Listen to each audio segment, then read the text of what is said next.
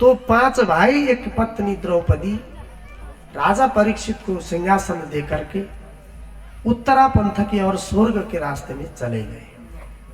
बहुत आगे बढ़ते हैं, महीनों तक चलते चलते केदार पंथ पहुंचे, वहां से आगे निर्वाण पंथ। निर्वाण पंथ जब पहुंचे तो द्रौपदी का पतन हो गया, यानी द्रौपदी राम नाम सत्य हो गई। सबसे आगे युधिष्ठिर है, उनके पीछे भीम है, उनके पीछे अर्जुन, अर्जुन के पीछे नकुल सहदेव और पीछे थी द्रौपदी। तो साथ में एक कुत्ता भी था महाराज। अब कुत्ता का रहस्य और ही है। तो द्रौपदी का देहावसान हो गया। भीम पूछते हैं भैया ये द्रौपदी क्यों मर गई?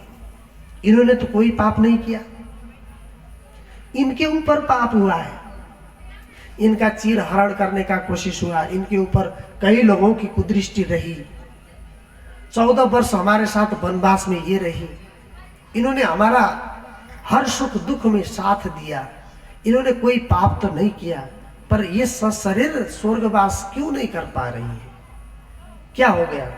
तो युधिष्ठिर महाराज कहते हैं ये पतिव्रता स्त्री है, लेकिन ये हम 5 भाई में से अर्जुन को ज्यादा प्रेम करती थी, इनके हृदय में पक्षपात था,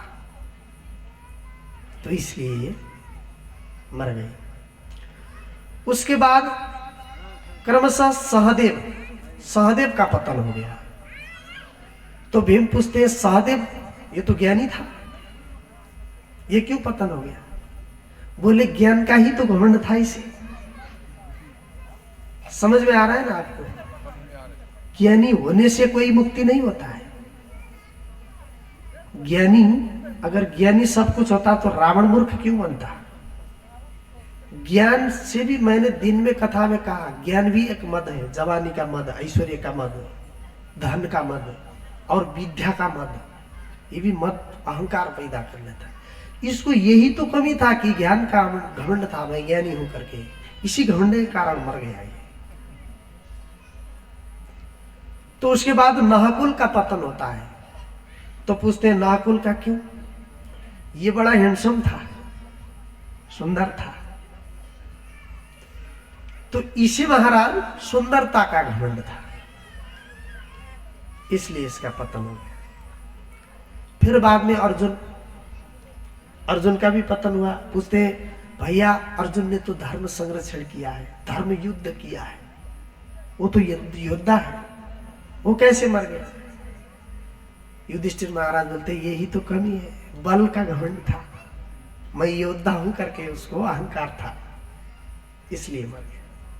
अब जाते जाते भीम भी डूबने लगे, दलदल था, दलदल में डूबने लगे। भैया मैंने क्या किया, मैं भी जा रहा हूं। तो बोले तुम्हारे अंदर क्रोध ज्यादा था, और तो तुम भोले हो, तुम्हारा हृदय सब पवित्र है, तुमने कोई पाप नहीं किया, लेकिन तुम्हारे अंदर ही क्रोध ज्यादा है और इतना खाते हो, ज्यादा खाते हो तुम, इसलिए तुम्हारा पतन हो गया। अकेले युधिष्ठिर महाराज स्वर्ग पहुंचे। ये पांडव का स्वर्गारोहण का कथा है, संक्षिप्त में कहा।